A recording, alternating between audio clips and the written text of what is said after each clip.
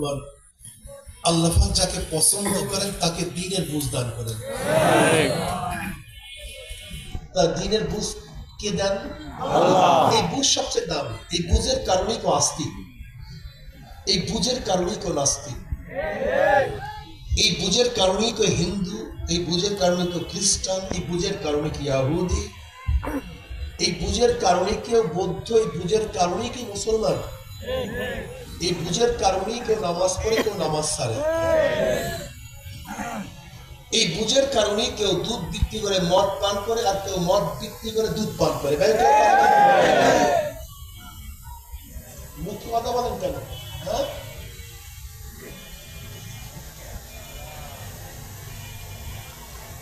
পিছন থেকে মাথায় দেন, ব্যাস পিছন থেকে দেন।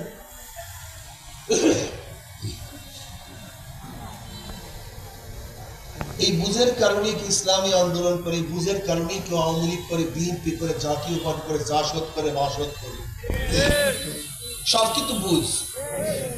যাদের বুঝ আসছে, স্রষ্টা বলতে কেউ নাই, এরকম একদল আছে কি নেই? স্রষ্টা বলতে কেউ।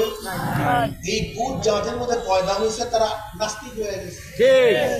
নাস্তিক হওয়ার কারণে অন্ধ হয় নাই, বোবা হয় নাই, কানা হয় নাই, বহরা হয় নাই, বিকলাঙ্গ হয় নাই। আপনি নাস্তিক বললেন কেন? ব্যক্তি নাস্তিক, কথা বলেন না কেন? সেই বুঝটা কি? সেই বুঝটা হলো তারা বুঝছে স্রষ্টা বলতে নেই। এই বুঝ পয়দা হওয়ার কারণে ব্যক্তি কি হয়ে গেছে? নাস্তিক হওয়ার কারণে কিন্তু অন্ধ হয় নাই, কিন্তু নাস্তিক বললাম তার বুঝকে, তার বুঝ কি? স্রষ্টা বলতে কেউ নাই। এরকম লোক আছে কি নেই?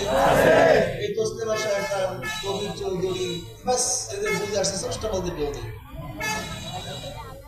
যাদের বুঝ আসছে স্রষ্টা আছে, যাদের বুঝ আসছে স্রষ্টা, তারা আস্তিক হয়ে গেছে। আস্তিক হওয়ার কারণে আমাদের কিন্তু চক্ষু 5টা হয়ে যায়, কান 3টা হয় নাই, হাত 2টা হয় নাই। আমাদের বুঝ কি? স্রষ্টা আছে। এরা কি হয়ে গেছে? সব আস্তিক। যারাই স্রষ্টাকে মানে সব আস্তিক, চাই সে মুসলমান হোক, খ্রিস্টান হোক, বৌদ্ধ হোক, হিন্দু হোক, জি হোক না কেন, ইহুদি হোক, যারাই স্রষ্টা মানে তারা কি? এই হিসাবে কিন্তু সবাই আস্তিক। হিন্দুরা আস্তিক, খ্রিস্টানরা আস্তিক, ইহুদিরা আস্তিক, মুসলমানরা সবাই স্রষ্টাকে মানে কি মানে না? কিন্তু মানার ডিজাইন এক না, বুঝ এক না। কেউ স্রষ্টা মানে কিন্তু একজন মানে না।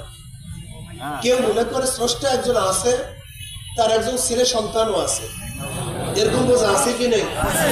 যেমন ইহুদিরা বলে স্রষ্টা একজন আছে, উযাইর ইবনুল্লাহ, উযাইর আল্লাহ পাকের সন্তান। বুঝতে বেচারা আছে, স্রষ্টা আছে, কিন্তু কিসের সাথে? একজন সন্তানের সাথে।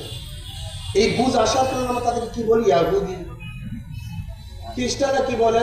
স্রষ্টা একজন আছে, কিন্তু তার একজন স্ত্রীও আছে। সেই স্ত্রীর ঘরে একজন সন্তান জন্মগ্রহণ করছে, স্ত্রীর নাম মারিয়াম আর সন্তানের নাম ঈসা।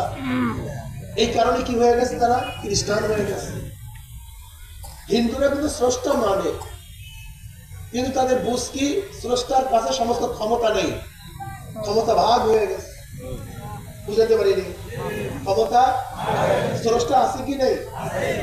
যারা বিশ্বাস করে, হিন্দুরা স্রষ্টা বিশ্বাস করে, কিন্তু কি বিশ্বাস করে? কি বুঝ? যে সমস্ত ক্ষমতার মালিক তিনি নন, ক্ষমতা ভাগ হয়ে গেছে। বিদ্যা বুদ্ধি দেওয়ার ক্ষমতা সরস্বতীর কাছে, ধনী বানানো এবং না বানানোর ক্ষমতা গণেশের কাছে। বুঝাতে পারিনি? পানিতে ডুবাইয়া মারা এবং না মারার ক্ষমতা গঙ্গী দেবীর কাছে, আগুনে পোড়াইয়া মারা এবং না মারার ক্ষমতা কার কাছে? অগ্নি দেবীর কাছে। এই বুঝ কাদের? কিন্তু স্রষ্টা মানসিক মানে নাই, কিন্তু পদ্ধতি এক না, পদ্ধতি ভিন্ন। আমরাও স্রষ্টা মানি, কিন্তু আমাদের বুঝ কি? কুল হুয়াল্লাহু আহাদ, আল্লাহু লাম ইয়ালিদ ওয়া লাম ইউলাদ। আল্লাহ কয়জন? অদ্বিতীয়, কোনো শরীক নেই, জন্ম হয় নাই, জন্ম। আল্লাহুস সামাদ, তিনি বেনিয়াজ, বেপরোয়া, সমস্ত ক্ষমতার মালিক তিনি। এরা কি হয়ে গেছে? মুসলমান হয়ে গেছে। কথা বলেন না কেন? এই বুঝ থাকার কারণে তার কি হয়ে গেছে? বুঝছেন তো? মুসলমান কিসের নাম? একটা বুঝ হওয়ার কারণে তাকে মুসলমান বলি, একটা বুঝ হওয়ার কারণে খ্রিস্টান বলি, একটা বুঝ হওয়ার কারণে কি বলি ইয়াহুদি বলি, একটা বুঝ হওয়ার কারণে হিন্দু বলি। কথা ঠিক না? আল্লাহ পর্যন্ত আজকে এই পর্যন্ত কথা বললাম। এরপরে আসেন, মুসলমানদের মধ্যে একদল আমি যেইভাবে আল্লাহকে বলছি এইভাবেই মানে, লেকিন নবীতে সে বাজার করছে। কি করছে? বলে আল্লাহ